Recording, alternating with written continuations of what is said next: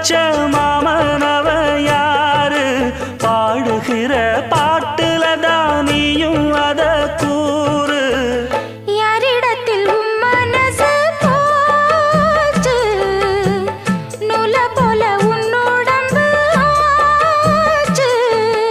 பூங்குயிலே பூங்குயிலே கேளு